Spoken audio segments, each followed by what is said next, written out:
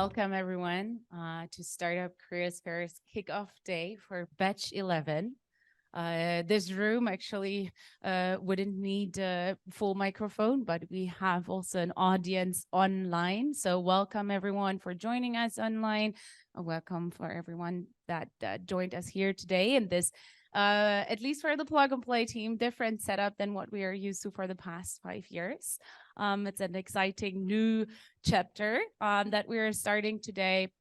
And well, I'm really looking forward to this day today. My name is Xenia. I'm the director of our local hub here in Munich, which is at the same time the epicenter for health tech in EMEA for plug and play, which is mainly due to our fantastic partners, Roche, Neom, BIX, Daiichi Sankyo, but it's also Accenture. So thank you very much for contributing to this, for transforming healthcare together with us. Thanks to the team, but also to the startups that are willing to join us on this journey. And I'm excited for this day. We have quite some pitches ahead, some speeches, and a lot of networking throughout the day as well as tonight.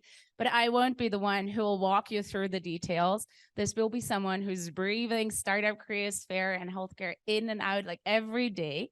I would like to invite Christina on stage, a senior partner success manager, like responsible for the Roche account globally, but again, like with Startup Creasphere for so long. So please share us what we are going to see today, why we are here today, how we ended up here today. And I wish everyone a successful and enjoyable day. Thank you.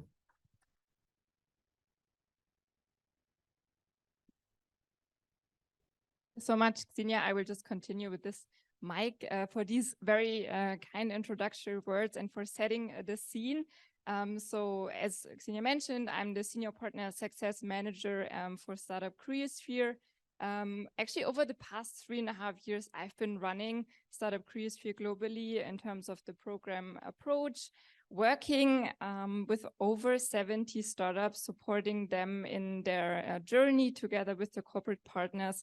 So it's been an exciting journey. And in summer, I've switched to the corporate innovation side. So now managing most of our healthcare partners, Roche globally, Daiichi Sankyo, Boehringer Ingelheim, BIX, and Accenture. So now focusing really on the corporate innovation side, but still very much involved.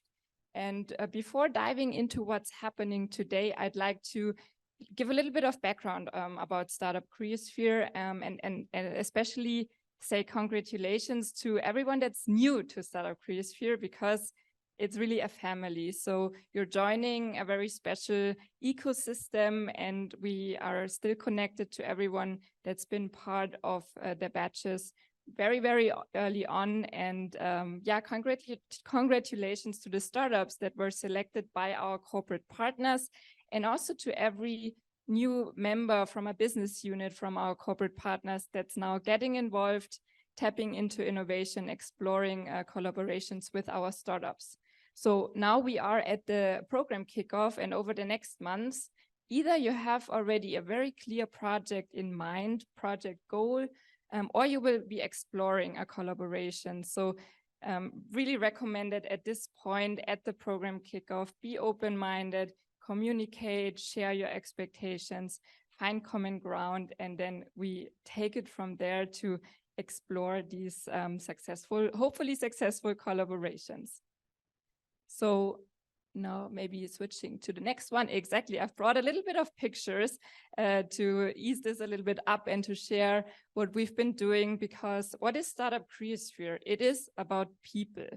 And I believe everyone that's been part of the ecosystem for longer can agree to that it's about people, about passionate minds that want to change the way healthcare is delivered, that want to digitize processes, that want to use technology to save patients' lives in the end, and that are coming together to work together, be open-minded, and change something in the healthcare space. Why is it called Creasphere? It's about, going back again, exactly, it's Creasphere, it's about having a safe space to create an environment to co-create, to learn and share best practices. And it's also about having the right mindset. So as mentioned, being curious, open-minded, and I guess in the first meetings around this program kickoff, you will speak about this with the startups, with the project teams, what it means to have the right expectations to build a relationship for these projects. Exactly, and we've been celebrating 5 years of Startup Creasphere this summer, so we have a great track record. And what kicked off with a test batch together with Roche, initiated in 2018, really quickly evolved into one of the largest digital health ecosystems worldwide. And now, more than 5 years later, our corporate partners and more than 100 of the world's best startups have really explored joint collaborations together. And we're very proud on the track record and follow-up rate of these collaborations. And we are running a truly global program. So I'm already excited for the expo when everyone will be coming together in person, huge event, save the date for that one, beginning of February. So this map really shows the 3 main hubs of Startup Creasphere, embedded into over 50 locations that we have at Plug and Play. We started the pilot-driven health approach in Munich with the headquarters and quickly expanded to Singapore and Silicon Valley with the focus on co-creation between corporates and startups. And all of this wouldn't be possible without our corporate partners. So again, special welcome to our corporate partners.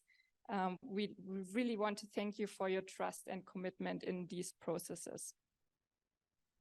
And beyond these partners that are heavily engaged in Startup Creasphere, we have an extensive health corporate partner network, and we facilitate introductions for the startups, but also regular exchanges between the corporates.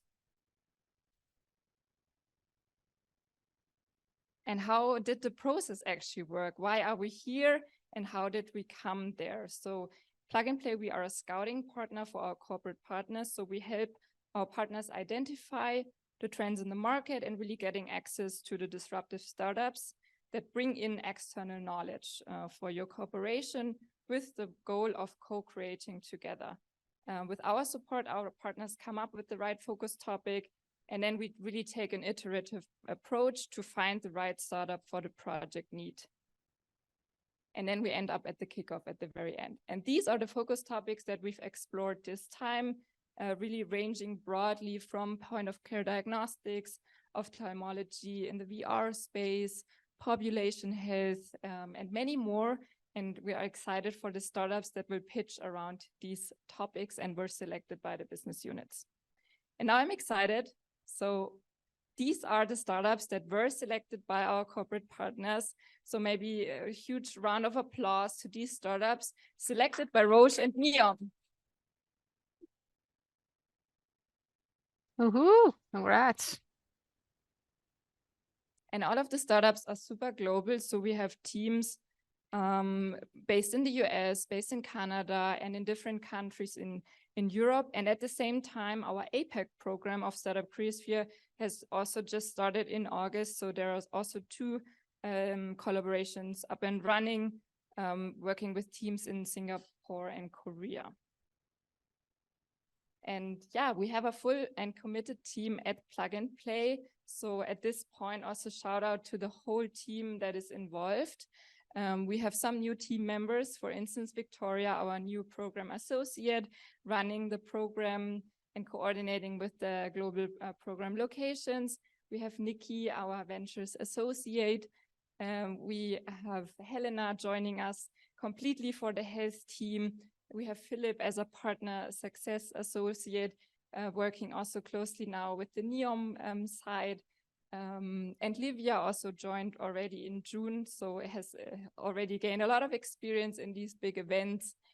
So now we're full on track on the Plug and Play side and excited for what's next. And also we have very committed teams at our corporate partners. So with that, all in all, we're excited for what's next and we look forward to transforming healthcare together, our common slogan. And With that, was not planned to show a video at that point, but I would like to walk you through what's happening today, the agenda, and then we jump right into the main part. So we started with the opening remarks, and now we'll right away jump into the introductions, introduction first from Roche and the selected startups from Roche. Right after the Neom introduction, as well as the selected startups from Neom. Then we'll have a networking break on site here in Munich, and we can say goodbye to the virtual audience for this program kickoff element. And right after, for everyone that's involved in a pilot project, we have program onboarding. So first from the plug and play side, and then we go into two groups, one for Roche and one for Neom, and really dive deep into what does it mean to start a collaboration, a project at this kickoff. And I'm super excited for an aperitivo and dinner. We have reserved a rooftop location very close here in the center of Munich. The weather is fantastic, so we're excited for that. And with this, I would hand over to my colleague Fabian to introduce the corporate partners and startup section.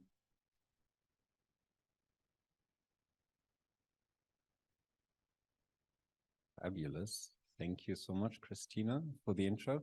Welcome, everyone. I mean, we've met before, most of us today, so very happy to have you all here. Very happy to kick off today's batch 11. I think it's number 10 for me. So I'm not one of the new faces. I've been here forever. So you unfortunately need to kind of interact now with me, but later you have time to interact with all our new joiners and get to know them. My name, for the ones who don't know, is Fabian Scheugenpflug. I've been working for Plug and Play and Startup Creasphere for 5 years. So I have been, part of almost every batch on the ventures capacity side of things. So helping our corporate partners to select the right startups, kind of accompanying through the entire process from problem statement to selection in the end. Besides that, I'm also overseeing our healthcare activities for the EMEA region when it comes to our investments. So for all the startups, if you're interested that we potentially join any of your rounds, let me know. Very happy to chat about that. With that being said, I would like to directly jump into kind of the dessert of the day, the startups, the pitches, the main attraction. What we will do, we will always start with our corporate partner to give a quick intro about the focus topics, their experience, etc., and then jump into the startup pitches.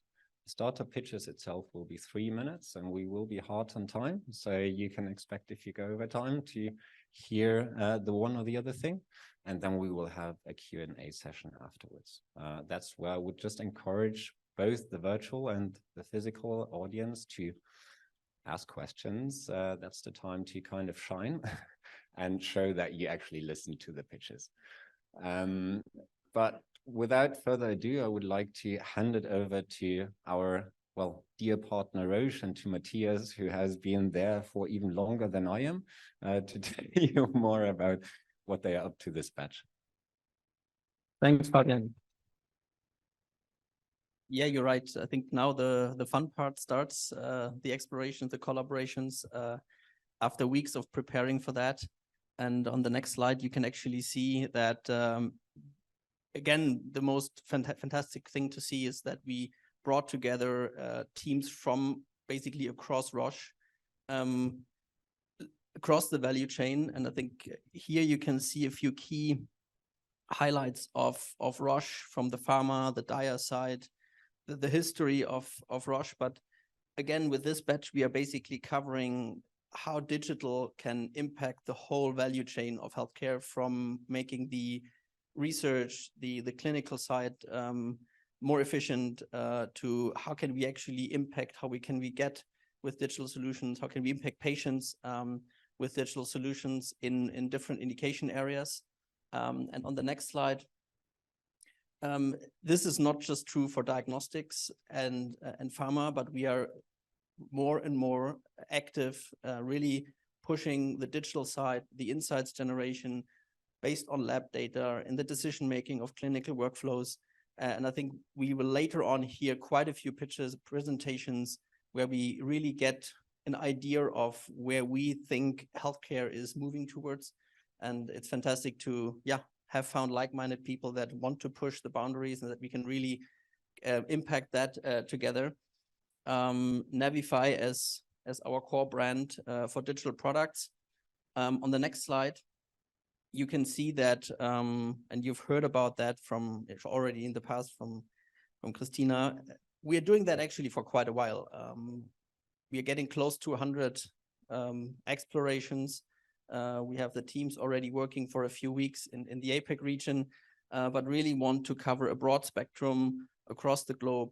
On the one hand side, looking into how global solutions can impact healthcare, but then we really want to dive also into specific geographies, local markets, understanding how the healthcare systems work, how digital solutions can impact that, and also need to be shaped to create an impact there.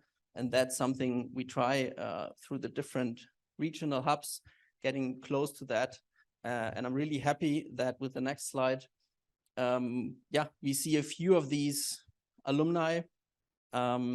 Fantastic to kick the next round off. And what still is most positive for me about that, and Christina, you mentioned the family approach. I think we have the family dinners. We really want to work together in a very open mindset. So I think, how did one put it? Like, let's stop pitching, let's start listening, let's start exploring, let's really try to co-create something and see how we can build something together. That should be the credo moving forward with lots of these companies. And we're super proud that we are still working in follow-up collaborations with 50% of these, in commercial, close to patients with 25% of these companies. So yeah, very, very curious to see how also the explorations of the new topics go. And with that, we can jump to the next slide, diving a bit deeper into the topics we will cover now, this time starting basically later today. With IR, we can really explore how the telemedicine world fits together with the lab, the data, IVD data, the whole disease management aspect that is also linked to that. I think we really have a great starting point with Norway, very innovative setting that we can look into. With Perivision and SyncMD, there are two companies that work with our pharma colleagues. Perivision, ophthalmology, VR solution, how that can really help us in our clinical trials. And I think with that, can really create an impact on this early stage of innovation, whereas SyncMD really is more than at a later stage about how can we transfer, how can we make data accessible across different locations, but also for people who are, for example, enrolled in a clinical trial. If they want to travel, if they want to relocate, if they want to go somewhere else, how can they make that data accessible? I think that's also a key aspect of that exploration. And with Pocdoc, we are again a bit in the later stage. So really, how can we get solutions to patients in this case, specifically in the UK, in the NHS setting, and also linking that very patient-driven, patient self-testing element with the clinical world. I think lots of different topics, a broad spectrum, but I think it also shows how diverse healthcare is. So we can really look forward to the presentations that we will hear in a minute. And with that, I'm handing over to the Master of Ceremony.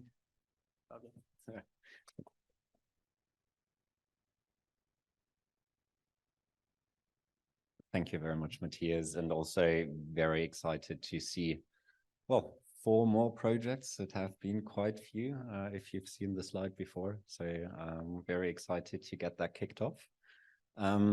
With that being said, I would like to remind everyone, 3 minutes pitches, 2 minutes kind of showcasing that everybody listened. So for questions, and then we will move through.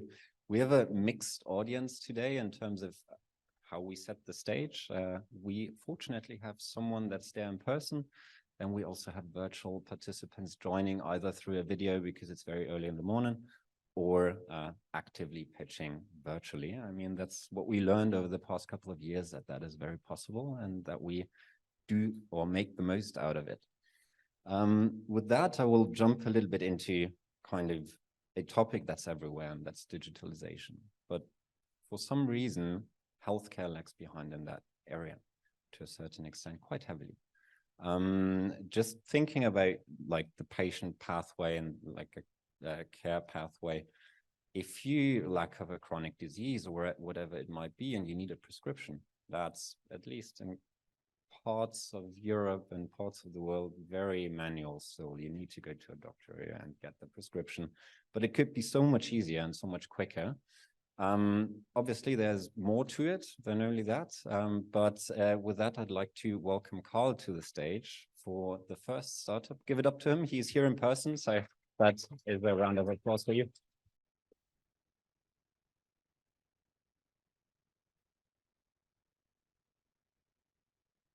Thank you so much. Great to be here today. It's great to be able to pitch in front of people. It's been a long time since we've been able to do that, and this is a great place to start it. IRE is solving a problem I had when I was traveling abroad.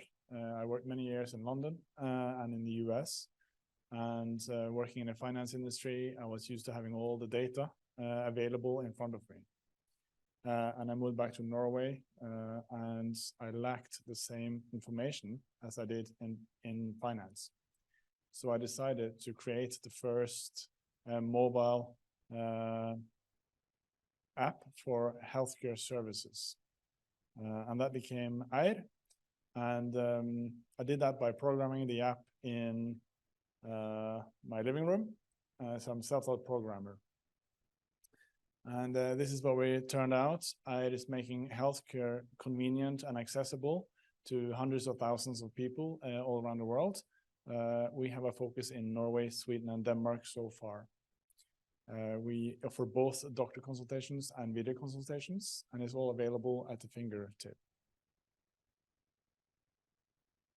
For the doctors, we also make it a lot less clutter than they used to. Lowering the length of the consultation from like 15 minutes to 3 to 4 minutes, saving a lot of documentation and administration, and are able to help patients at a lower cost and more convenient working from home. Also, we are the first in Norway to offer what's called internet-based cognitive behavioral therapy programs. So we have programs inside the app that's available for the patients and for the doctors to share with the patients. And this has been an incredible success. It's a very low-tech solution, but it's actually helped a lot in clinical disease management. So we see that the results from mental health patients, the symptoms kind of trajectory during the treatments is very, very positive. So they have 50% reduction in symptoms after going through our program. So we treat patients in just like any GP with muscle and joint pains, when you're traveling, with stomach pains and vaccines. We can give you e-prescriptions, blood tests, and referrals to radiology, MR, etc. So IRE has been leading the innovation in telehealth for many years. We were the first in Norway to offer video consultations on the app. We are among the first to offer vaccines in a pharmacy.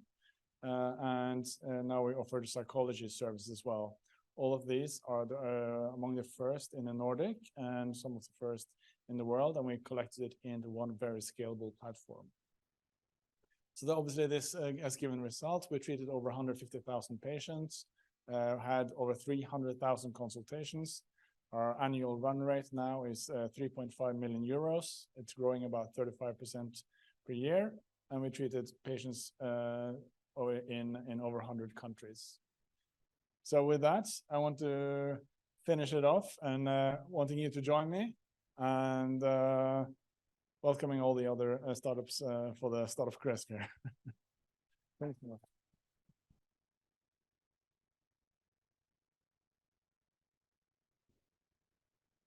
Right. As promised, we will have questions. Do you have any questions in the room? Yeah.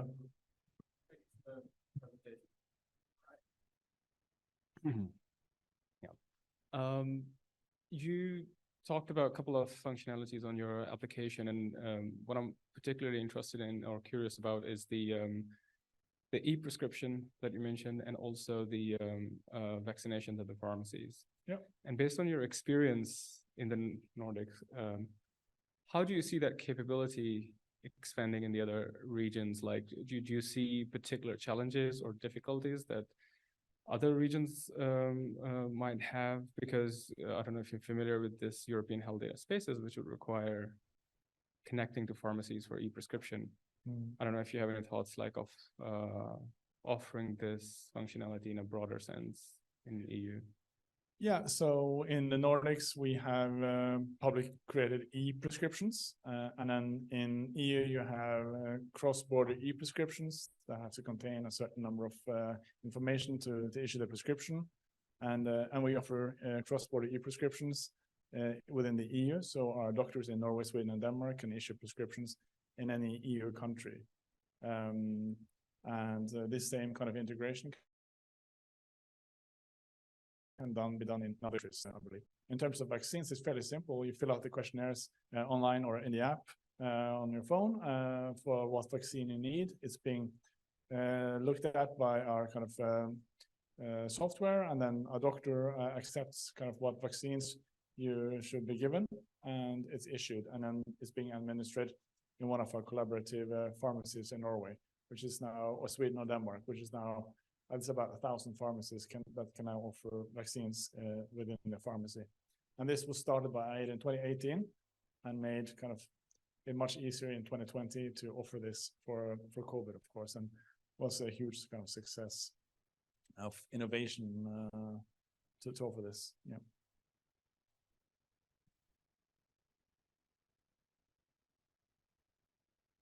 We also have a question from the chat from Steve. So, have you seen any of the same issues that have been affecting telehealth in other markets like the US or the UK? Babylon failure, doctors care anywhere, teledoc, massive write-down of value. Yeah. Yes, I'm not sure what happened with those companies. I think they went a little bit overboard, both with funding, maybe ambition.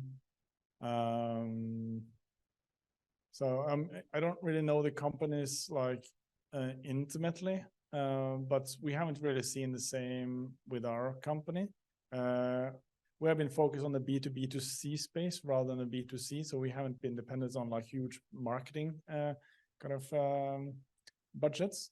So maybe that has helped, but we've grown kind of with a very small team from the get going.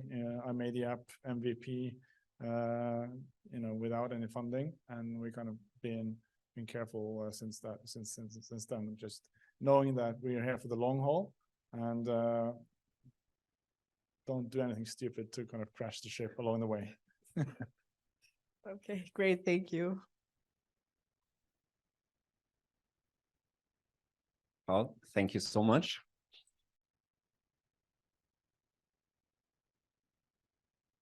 And perfectly on time. So we're now staying a little bit in the same turf. If you think about a care pathway, probably also think about that it's not only about the consultation, but also at some point the doctor might need to see results of tests. And how we can kind of rethink that process is something that that Roche wants to also explore in the next collaboration with Pocdoc to integrate home testing capabilities and understand how that could optimize a care pathway.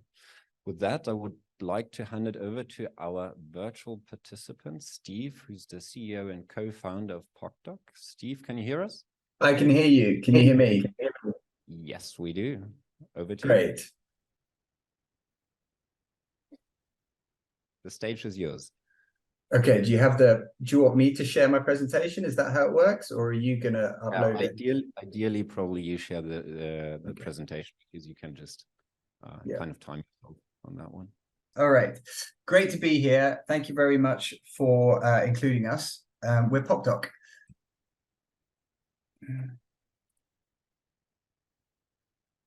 So our view is that however much testing is currently being done, there are modalities within diagnostic testing that the current set of capabilities is not able to deliver on for various reasons. So cost being one, accessibility being another.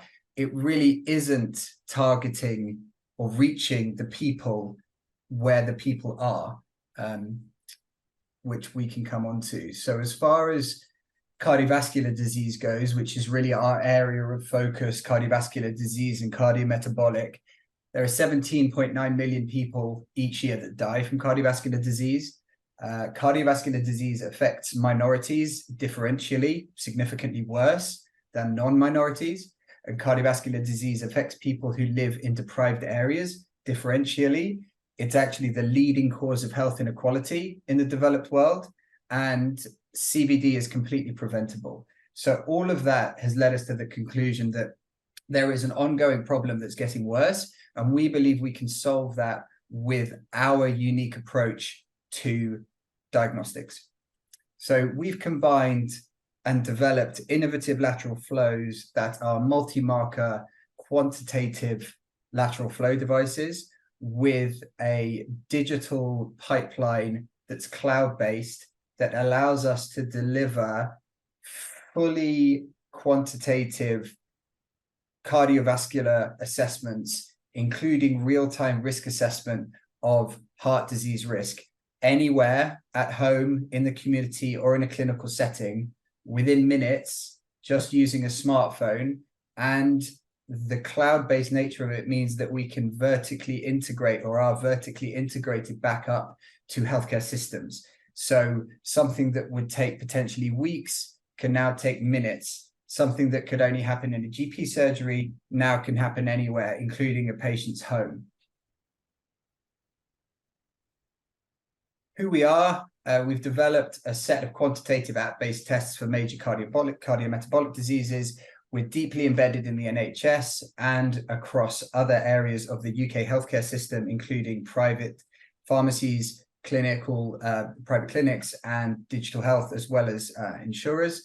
We're backed by a number of major VC companies in the UK, and we are well on our way to FDA approval for our first technology. Cardiometabolic is really where we spend a lot of our time and focus. How does it work? So very simply, download the app, fill in the health questionnaire, put a very small droplet of blood onto the lateral flow. So we need about 20 times less than the postal pathology kits that you may be familiar with. You let it develop for 7 minutes, take a photo. We then combine your biological results with the health questionnaire that you filled out to provide a full cardiovascular risk assessment that is clinical grade, that includes your heart age, it includes your 10-year risk of having a heart attack, and it includes your risk of having a heart attack versus your peer group, all within 8 minutes end to end. More than that, though, our view has always been that one of the things holding point-of-care diagnostics back has been its ability to integrate back up into the system. So we've spent a lot of money building what we call our diagnostic cloud. So that in effect means that when we integrate with a healthcare system, whether it's the NHS or the Department of Health or a pharmacy network, those systems perceive the results that we generate in the same manner as if they were generated by a clinical pathology lab. That's critical if you want to start scaling out point of care testing as a viable alternative to pathology lab testing, whether it's at home or whether it's in the community. Those locations do not support an easy, frictionless way to do lab pathology testing. So there has to be another way, and we believe we are that way.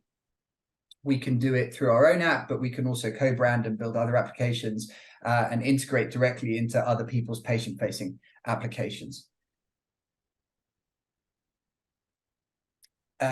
what we've done and what's to come. So like I said, within 10 minutes, we complete a full cardiovascular screen. So on the right-hand side, you can see this is the dashboard. You get to this point within about 8 minutes. It's fully interactive, fully quantified, overlays everything versus your risk factors. And like I said, has that ability to tell you your heart age and your risk of having a heart attack in the next 10 years.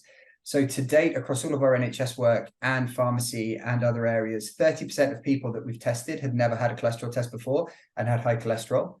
50% of these people were actually eligible for the free NHS Health Check program, but they'd never been invited. So they were really new people that should have had a health check that hadn't due to accessibility, convenience issues. 100% of the people tested said that Pocdoc was significantly more convenient than going to the GP while offering the same service. The next test that's already under development within the same platform is HbA1c.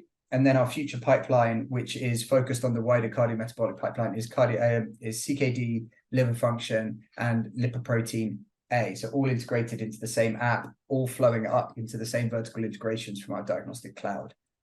And that is us. Thank you.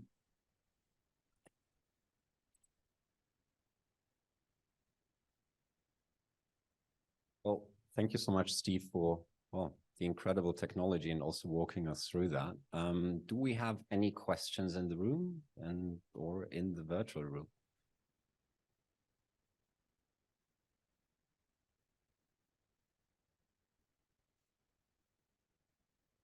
Hi. So thank you so much, Steve, for the presentation. Very interesting.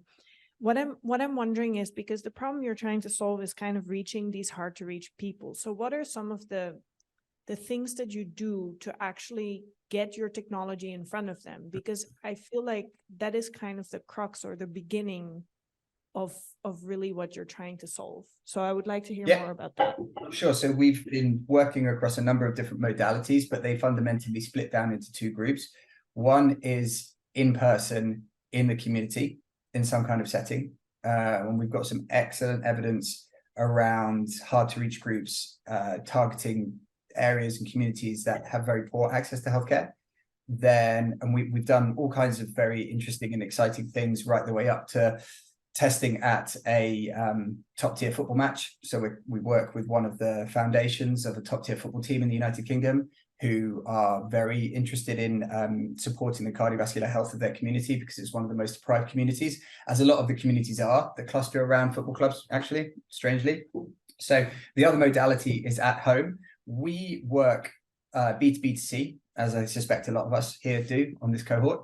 So we work with healthcare providers, healthcare organizations who already have patient cohorts who have pain problems. So pharmacy is a really good example. They have huge access to patients, to customers who have huge issues around accessing healthcare in a primary care setting in the UK. They have traditionally never really gone far down the diagnostic pathway, partly because they haven't really ever had a product or service that fitted within that within that location. Pharmacy is a very specific type of location. So we've got in the community, in a physical location, or at home. So both of these things are already working across a number of different partnerships. So whether it's public with the NHS or private through pharmacy, digital health, health insurance. Does that address your question? Yeah, looks like it. Do we have any other questions in the room? Thank you. I think so. Someone on the chat had one. Please go ahead, Asad. Right. Thanks. You mentioned about that you use the test and calculate the risk for heart disease or something. Do you use already established algorithms, or is it something your own proprietary? And then if it's your own, then how do you kind of convince the, like NHS in your case, that this is something to? So it's a great question. We use the NHS approved heart risk calculation algorithm, which is owned and developed by a business called ClinRisk. So we're the first smartphone-based healthcare business to ever integrate with them via API. And so we're the first vendor that will be up on their new algorithm. So instead of trying to, there are entire businesses that raise venture funding to develop risk algorithms. We felt like developing our own quantitative lateral flow that could be done via smartphone was probably enough of a challenge. So we might as well use something that was already pre-approved. I think and also then it means that there's no clinical questions from partners because you're using something that the system themselves approved and developed. The challenge there was that it was actually securing the commercial license to be able to do that, which we now have, which is great. In each country, though, there are different risk engines that are approved. So in America, there's the Framingham. In Belgium and Holland, they use something called UPrevent, which is also approved. So we've developed our system to be able to swap in and out the algorithms depending upon the markets that we go to. But I think the idea would be to always use something that was pre-approved and had all of the relevant regulatory stuff in place, as opposed to sinking our own capital into developing something ourselves.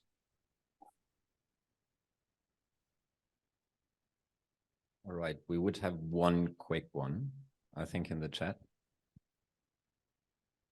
Perfect. Thank you. So Patrick from Perivision is asking, how did you demonstrate or quantify your value add to the NHS? The NHS. Well, the NHS is a tricky beast, as I'm sure we all know. The way that we went about it was that we focused very narrowly on our pathway, which luckily we're lucky in a sense in that our test is our test, and we focused very narrowly on that pathway, and we drilled down into every single step on that pathway to try and find out where there was a problem in that pathway. And then we found champions within the system to help us build out business cases around those very specific problems. So, for example, there was a region in the United Kingdom, or there is a region in the United Kingdom where they happen to have very poor life expectancy relative to the average, which is all down to the health inequality associated with cardiovascular disease. They also have a very high level of community engagement, but very low access to diagnostics in that region. So that meant that we could very nicely fit together something that could go into that space. But we also spent a lot of time trying to find those champions that felt like we felt about the world, and then use them to help us navigate through the system. The other thing that we did very early on, as far as the NHS goes, is that we got on every single NHS accelerator program that we could get on. If it was an NHS program, then we went for it. And that really helps, because then you're perceived as being inside the system, not outside the system. All right. Steve, thank you so much for answering all the questions. Good to have you on the cohort. Thank you. We're shifting our limelight now a little bit to a technology that has been around for quite a while, but it feels like it's more on a consumer side of things, more everywhere, and everybody talks about that since the announcement of something called Vision Pro a couple of months ago. We're now shifting our limelight more into the virtual reality space and its applications into healthcare.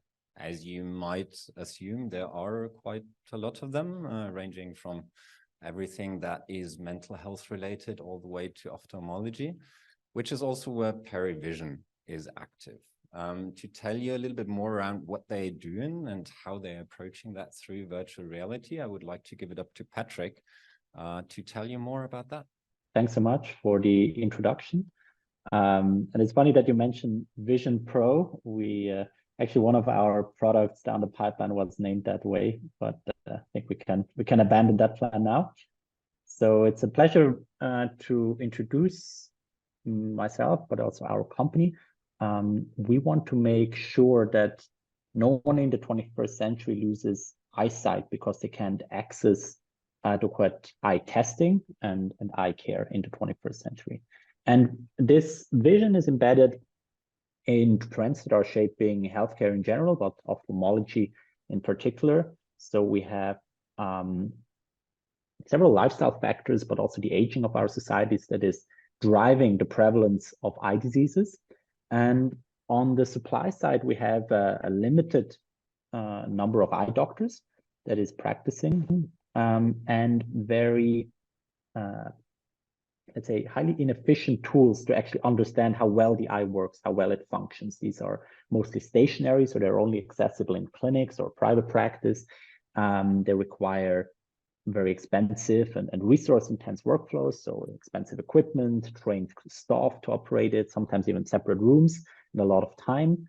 And the data you get out of it is not always reliable. And so you see a couple of examples here on the right-hand side. And our idea is to virtualize these workflows and write the software and the algorithms that you can run on VR headsets, such as Vision Pro, but also other models that are already out in the market, and basically transform them into ophthalmic devices. And the clinicians can use a cloud platform to configure these tests for the patients and then analyze the results later. And where we are really good at is writing this software and also the algorithms to, on the one hand, optimize these eye tests, so make them faster, more reliable, automate the technician-patient interaction, and control the quality. And on the other hand, then give the clinicians deeper insight into the eye disease. And the first use case we are now looking at is glaucoma. It's a degenerative eye disease that cannot be cured. Patients progress, they become blind. And due to the high prevalence of the eye disease, and also its chronic nature, it's a very heavy toll on healthcare systems. And Steve, you've been talking about the NHS before, and hence also my question, because we also work with the NHS, and it's actually that dramatic that in the UK, a recent report has highlighted that certain people actually turn blind or become registered blind because they cannot access the proper testing and then the adequate treatment. And so it's really an access issue as well as a treatment issue. And the first eye test we have now digitized is exactly this perimetry or visual field testing exam that currently is a real bottleneck in clinics and practices around the world. We have transformed that into a virtualized format that's portable, cost efficient, and ultimately actually gives better data to the clinicians. And that's part of a broader roadmap. We have a couple of other eye tests, as I alluded to before, that we want to integrate into that platform. With a second product that was actually called Vision Pro, it's now Pocdoc Pro. That will be a AI suite for better diagnosis and prognosis. And then we want to also take these eye tests out of the clinic and actually into either the patient's home, but that can also be a remote location like an optician store or an elderly home, wherever people actually are, with the goal of higher productivity in clinics, better insights for doctors, and improved care for patients. The market is global. So we want to sell this to both optometrists and ophthalmologists, but also create these new segments, as I just mentioned. We have traction. We have several letters of intent from practices, distributors in the US, UK, Europe. And as I said, we also work with the NHS in the UK. Behind that is let's say, a very diversified team. I bring in the business lens. My co-founders, one of them, Sharif, is also on the call, bring in the AI, the technical expertise. And around that team, we have now built a very strong advisory board with eye doctors, ophthalmologists, but also industry veterans who know ophthalmology very well in our target markets. And yeah, so we have a couple of clinical studies running. We have conducted a few already. We have secured a good amount of funding so far. We have patented some of our proprietary eye testing strategies for glaucoma. And the goal now is to really move ahead and finalize this first product and bring it to clinics and patients all around the world. And I'm very excited to explore new ways to do this with Roche over the coming months. Thanks a lot. All right, you know the drill. It seems like there's already a question in the chat, so I will hand it over there. Thanks a lot. So from Steve again, we have a question. Have you ever heard of a business that is called Timpa Health? They have a similar approach, but for audiology. So they are doing very well with pharmacy and NHS in the UK, in effect selling their earwax smartphone device and then selling treatment off the back of it. I haven't actually. Could you write the name in the chat? That's a very interesting case study for us, I think. So you said it's in audiology. So, yeah, absolutely happy to check it out. It's a really good one. So our chairman is an investor. So if you want to kind of offline have a chat about it, then we could very easily do that. But they've done really, really well actually with it. So I thought it was quite similar, but just a different non-competitive space. Fantastic. Yeah. Thanks a lot. It's very helpful. Fabulous. We love team-to-team collaborations. Any questions in the room? Any questions in the virtual audience? Going once, going twice? All right. Patrick, thank you so much for the presentation. Good to have you on the cohort, and also looking forward to meeting you in person and working together. Thanks a lot. We've heard a couple of pitches already, and all of them produce a good amount of data. What we still have in healthcare is a certain amount of fragmented data problem, but also a problem that there is no interoperability and that ownership is not as there as it should be probably. In particular, thinking, for instance, about your personal health records. If you just think about a situation, you're somewhere, you want to travel, you need to visit a doctor. You never can provide the doctor with a full picture of your history, because there is simply no way at the moment that is established enough that is guaranteed. We will now have a little bit of a different format. We will see a video, and then the team is online for any questions that you have. But with that, I would hand it over to AV to shoot the video.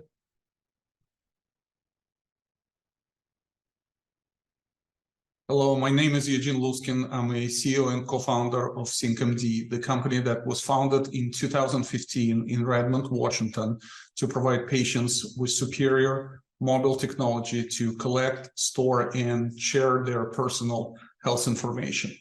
SyncMD was started through a unique partnership between technology leaders and dedicated healthcare providers. My personal background is in software development, data analytics, and security. I spent years working for Microsoft, Intel, and other companies. Jim Colker, another co-founder, was the chief data officer at Seattle Children's Hospital and vice president at IBM Watson. Raif Hassanov spent half of his career in space program. Jacob Greenberg is a primary care physician and co-owner of a clinic in Seattle. Our team has expertise ranging from clinical research to government relations to world-class software engineering. Healthcare is arguably the most fragmented industry from the perspective of patients' data. There are over 650 incompatible and disconnected EMR systems and tons of government regulations, making data exchange extremely difficult. SyncMD set out to ease the communication burden between disparate electronic medical record systems through patented innovative technologies that place the patient at the center of their information exchange. SyncMD is a developer of a patented multidimensional technology which allows users to become the true custodian of their health records through a patient-centric digital platform that places the power of information exchange at their fingertips. We entered the marketplace with our mobile personal health record, the PHR application in 2017. The SyncMD app enables individuals to collect and securely store their complete and current health records, and then upload documents on their smartphone for seamless sharing of medical records with healthcare providers. Since the beginning, since 2016, we went through many stages and learning experiences, built the entire end-to-end, highly secure data platform, implemented initial pilots, and then deployed our solutions in hospitals, clinical environments, and government organizations. Through these years, we have not lost our initial focus on being always a true patient-centric platform. Today, the company has relocated to Anderson, South Carolina, and expanded technological capabilities by adding identity verification, electronic signatures, e-forms, and business-to-consumer and business-to-business secure document storage and exchange. No longer just in the healthcare industry, SyncMD has entered the automotive, financial services, real estate, and government industries with our patented secure data exchange technology solutions. Thank you, and we are really looking forward to working closely with all of you. Well, Eugene, thank you so much for preparing the video, and also Thank you. welcome to the extended SyncMD team. I've seen a couple of more faces earlier in the chat, so welcome to you. As mentioned, they will take any questions. So do we have any questions in the room?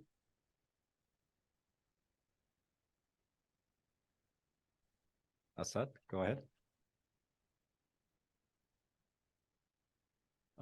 Thanks for your presentation. It's a topic that I've been myself quite closely involved in Roche, especially when it comes to interoperability of the data. So in your solution, because it's aimed at patients, it's like personalized health records, do you ingest or kind of like sync very specific types of let's say if I'm talking in terms of fire or HL7, then specific type of resources, or is it everything? Considering like how challenging it would be to kind of display that information on a mobile app if we are talking about every kind of personal data. So could you give a little bit more detail on the scope of personal data that you cover? Absolutely, excellent question. Appreciate that. Well, there are several answers to this question. First of all, as a platform, we are data format agnostic. We can basically gather any kind of data in any format, would it be PDFs, structured data as HL7, videos, images, MRIs, we don't really care. For us, data is data. We take the payload from point A, we store that very securely, and then we deliver that under complete management and control of the custodian of the data to anyone for that data consumption. And the focus was from very beginning to remove any barriers of entry, because if we are trying to integrate with every system on the market, it's going to take years, and we're going to be extremely limited with what we can do with data. So we allow in providers to upload data even directly through a web interface without any integration or without any need to integrate. But at the same time, we do support FHIR interfaces, and yes, we can integrate with pretty much any system through FHIR interface if needed or as needed. Then yes, we can display particular things on the phone, and we can also share that instantly in person or remotely with any computer. So basically, if I'm walking into your office and let's say you are a doctor and I'm coming to you and I'm saying, I have all my records on my phone right now, you're not going to be looking at my phone. We're not going to try to render everything on the phone. I'm just going to tell you, please open syncmd.com.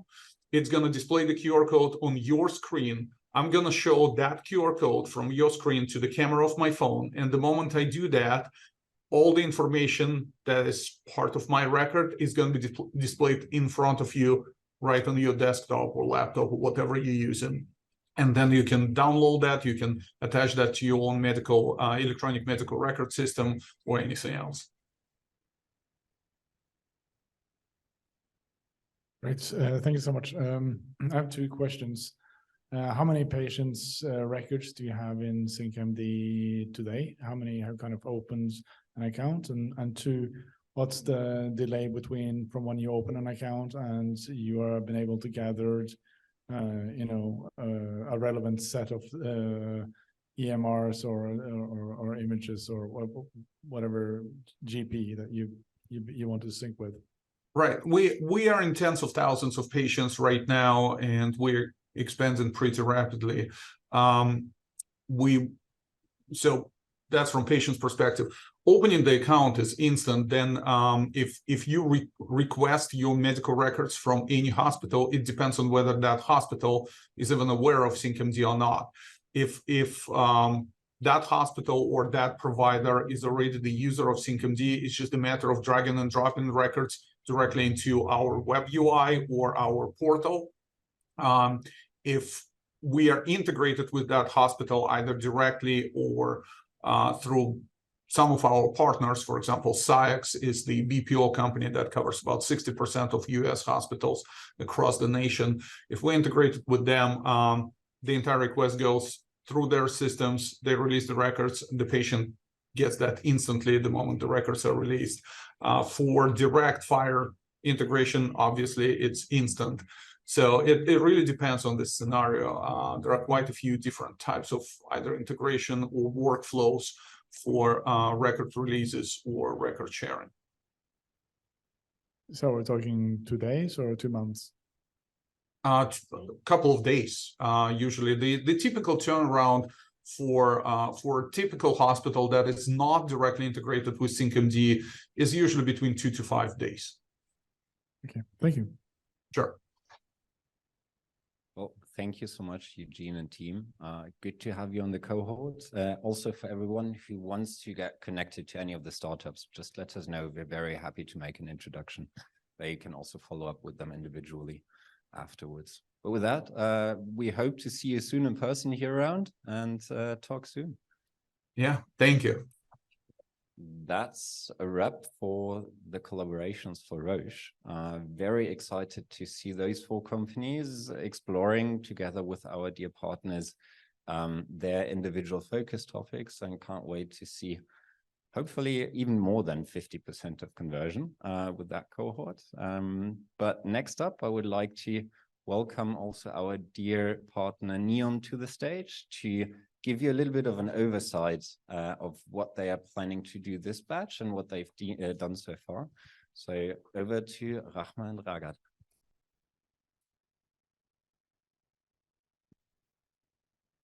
Thank you, Fabian. I'm very happy to be here. My name is Rahmah, and I am an innovation specialist with a background in neuroscience and bioengineering. And I'm here today to tell you a little bit about Neom before I give it to my colleague Ragad to tell you all about partnerships and startup Creasphere.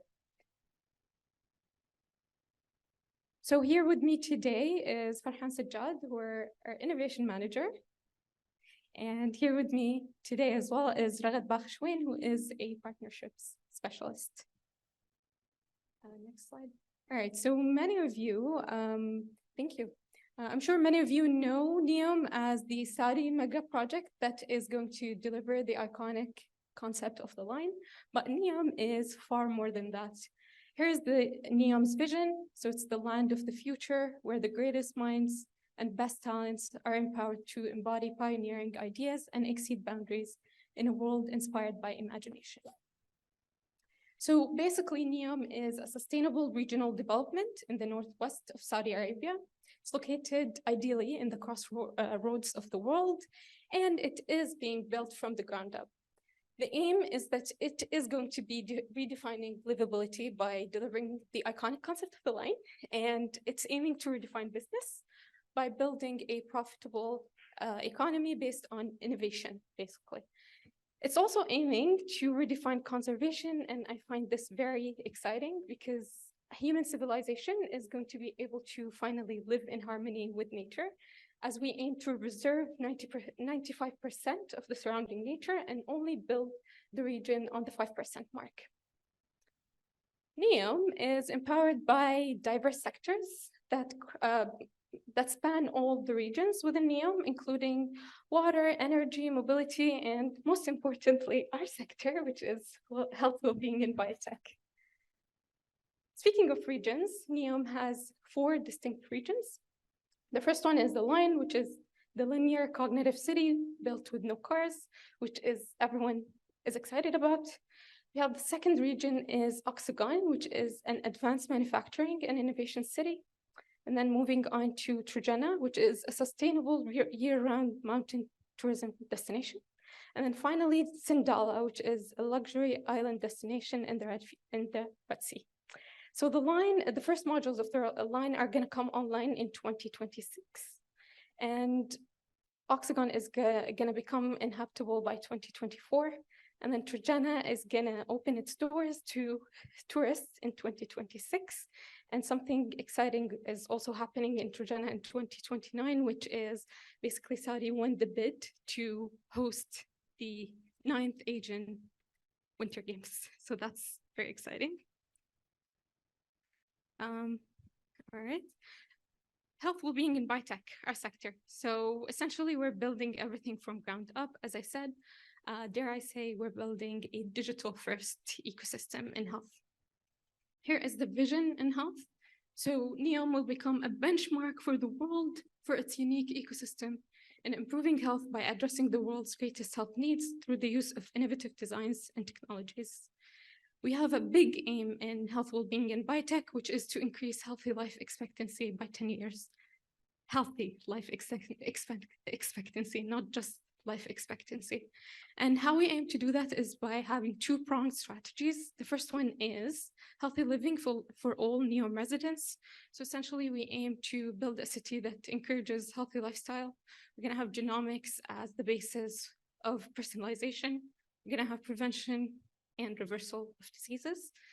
Second pronged strategy is that it is going to be a global destination in 3 chosen areas. So those 3 chosen areas are going to have centers of excellence and high-end medical wellness resorts.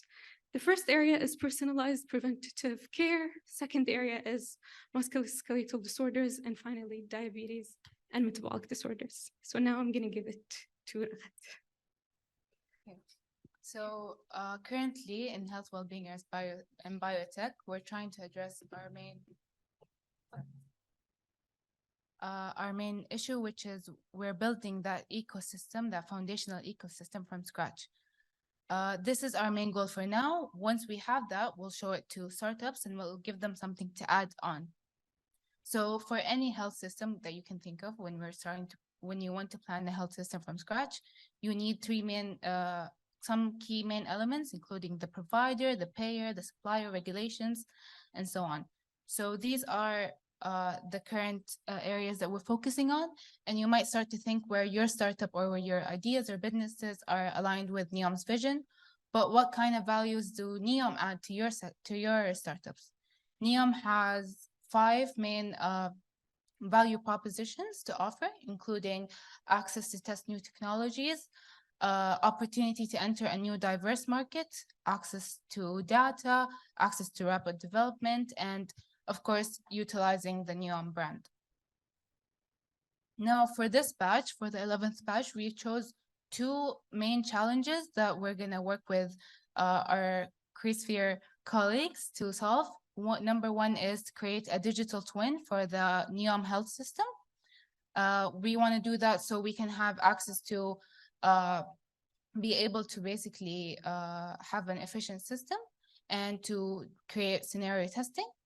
And the second one is for population health. We're trying to create some sort of a platform device to create interventions to address any of the identified health problems within our specific population. So we chose to work with Verto and Cloud Medx because we feel like our value proposition fit with them in the idea of co-creation and long-term scalable solutions. We've had some intros, but we're excited to kickstart the 12 weeks and see where we go from there. Thank you. Thank you very much, you two. Super exciting to see you engage into projects this time and very excited to see what's coming out of it. I think both of them technically took away the introduction that I would do. It was already there, so I will just directly shoot it over to AB for the first company in population health management. It's Cloud Medx. They are based out of Silicon Valley, which is also why it's a little bit early for them. So we will only see the video. If you have any questions, here again, very happy to direct you to the team to take it offline because unfortunately they couldn't make it to dial in. Hi, my name is Sahar Arshad, and I'm the co-founder and chief operating officer of Cloud Medx. At Cloud Medx, we've built healthcare in a box that automates workflows and simplifies decision-making for patients, providers, and payers. The problem is that the patient data is stored in many different silos. This makes it challenging for anyone in healthcare to have a complete view, which leads to higher costs and compromised outcomes. On the cost, there are avoidable costs of $760 billion annually. The industry is very manual driven with an administrative overhead of 30%. And on top of that, there's a lot of regulatory pressure. On the other hand, consumers are demanding for timely and hyper-personalized insights. They're looking for the same kind of experience that they're used to in other industries. And there's a huge data explosion. And this huge data is, again, in different silos. The solutions that we have today are also very, very fragmented, and they're point solutions. That is, they're focused on one condition or one use case, which makes it very difficult for healthcare organizations to manage all these different vendors, and it adds to their administrative burden. So our answer to this is Healthcare in a Box. We aggregate silo data into a single unified data platform with a powerful suite of applications and APIs that offer operational, clinical, and financial insights. So this one platform has aggregation, automation, and AI all in one platform. Here's a quick snapshot. We were founded in December 2014. We've raised Series A in 2019. We have worked with some of the largest healthcare organizations in the country that have a nationwide footprint. Recently, we've also expanded globally and have integrations with major EMRs in the country.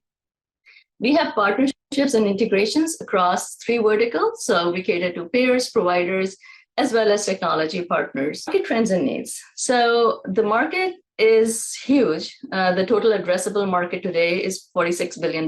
Some of our achievements include on tech and scale. We've analyzed large sets of data. We have validated algorithms for NLP as well as AI. Here are some of the awards that we've received over the years.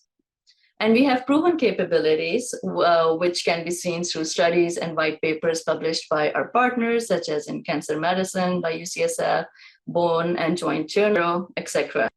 Our secret sauce is our exceptional team of technologists, clinicians, and healthcare executives. This is our management team. The team has a very rich background from technology, healthcare IT, as well as clinical expertise. Thank you so much. All right, that was a little bit of prep, but you get the gist, I hope. As mentioned, if you want to get in touch with them, or if you ever happen to be at our headquarters in Silicon Valley, they actually sit with us. So feel free to swing by and get to know them, or we will just make an introduction. All right, that went quick. We're almost at the last company of today, and that is, let me take you on a thought experiment. If you're thinking about every process that happens in a healthcare system, and if you could digitalize that and have an overview about that, what could potentially an AI do to optimize inefficiencies, guarantee timely treatment, timely intervention, and also help to optimize resources? That's something that Verto is kind of tackling with their digital twin technology. And that's also why I would like to hand it over to Michael to give you a much better overview of how they do that and how they are tackling that issue. So Michael, are you online? I am online. Hello. All right, fabulous. Over to you. The stage is yours. Are you able to see the screen? Okay, so hi everyone. Thanks for taking the time to hear our startup pitch. So I'm first going to start off with a quick background. So in the program, we have 3 leads that are going to be focusing, and myself, Hannah, as well as Mahmood.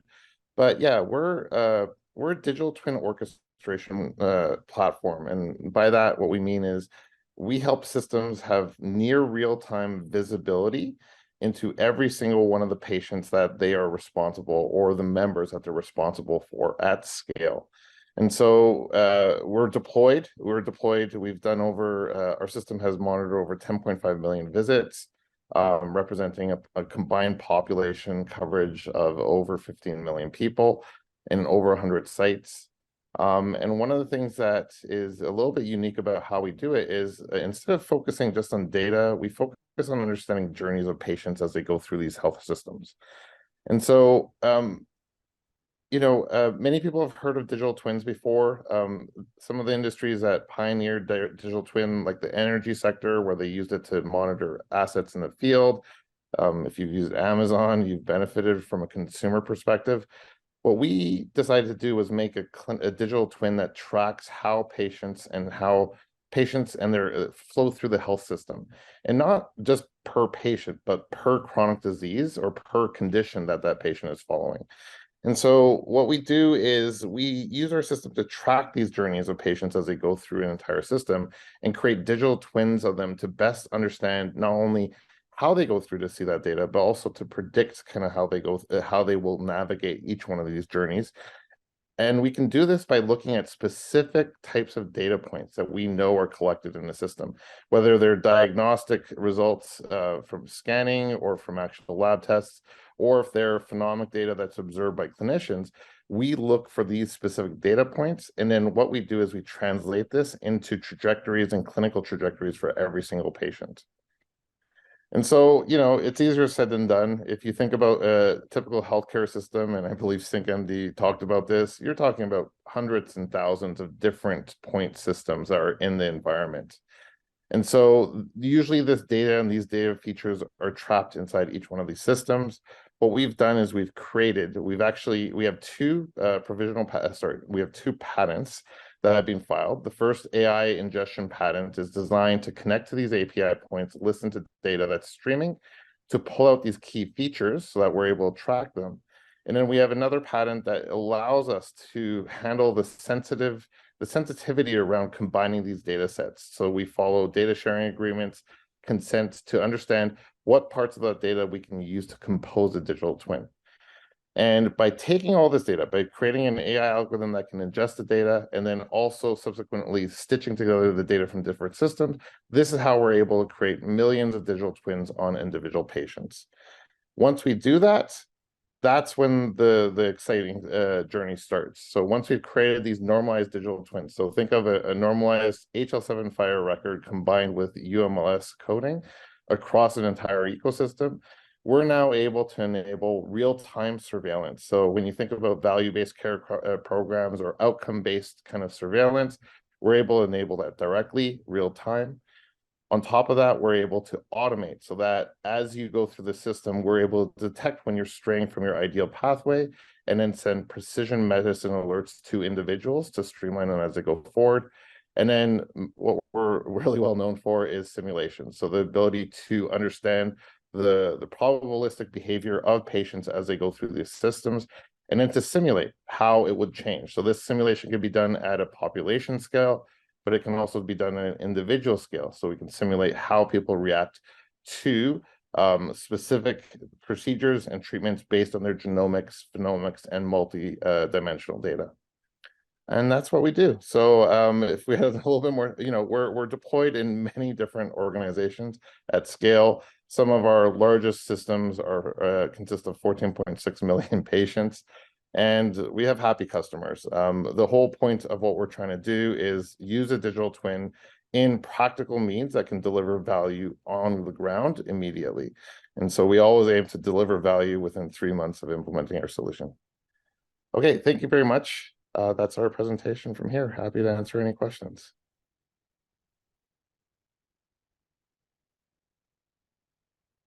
Fabulous.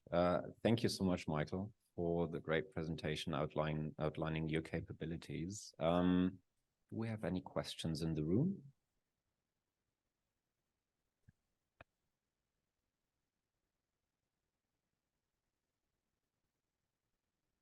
Hi, Michael.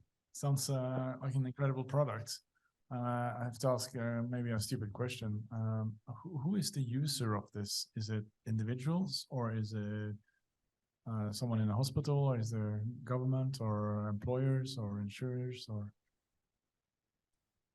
That's actually a great question. So I didn't do a proper background on myself. So I have a background in computer science by being in health informatics, and I teach at University of Toronto for close to a decade now. And one of my biggest pet peeves was that clinicians and patients already have existing tools that they're comfortable using. So if you go to a clinician, they want everything through their EMR. And so our philosophy with the digital twin was, instead of us creating a net new Web3 front end or something that you have to log into, we wanted to use smart orchestration to trigger alerts through the point of care devices or through the mediums that people prefer. So for patients, that tends to be either their health app, SMS, or email. For providers, that's in their EMR. And so we use smart orchestrations and APIs to meet users in the current ecosystem that they're working. But the systems that usually are our direct clients would be like large jurisdictions, health payers, clinically integrated networks. Thank you. Very similar question, actually, but I think I will ask a connected one. You mentioned about that you check for entitlements or permissions, that if you are able to ingest that data. So if you're talking about payers, for example, that how does it work in terms of the data privacy to share that data? Essentially, is there any challenges there that the peer can kind of like see what would be the cost burden of a particular patient journey or something like this? Oh, that's actually a great question. Obviously, you work in this space. So payer data is notoriously sporadic and ad hoc, and it's also delayed often, right? So, you know, one of the biggest problems payers have is they want to optimize care, but they don't have enough visibility to do so. Quite often, the only way for them to beat that is to actually get the member to consent, at least in the North American market. And I definitely assume with GDPR in Europe that definitely consent is an important blocker. What our system does is we're able to aggregate data. So we're able to collect and integrate with data, but actually, you know, we can give signals that data exists in areas that people do not have consent to access, so that they can ask, right? We don't have to share the specific data, but if the patient does consent, then as soon as that happens, we're able to create a richer digital twin off of all the data that we can access. And this has been especially true with the Cures Act that's being passed in the US, where every payer has to have an HL7 FHIR endpoint that can access payer records based on consent. And so what our system allows you to do is we can say, hey, we know that there's different data out there. If you get consent from the patient, we can make the digital twin richer. But even with partial data, we're already able to provide quite a lot of our automation and our simulation capabilities, even with that partial payer data. Does that answer your question?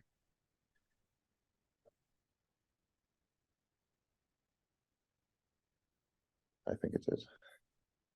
Heard it, but he's going to reach out offline to chat about that a little bit in detail, but the answer was great. Thank you.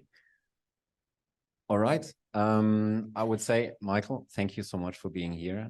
Very excited to work together over the next couple of weeks. With that, it's also a wrap for all the startup pitches. So thank you to the great startups.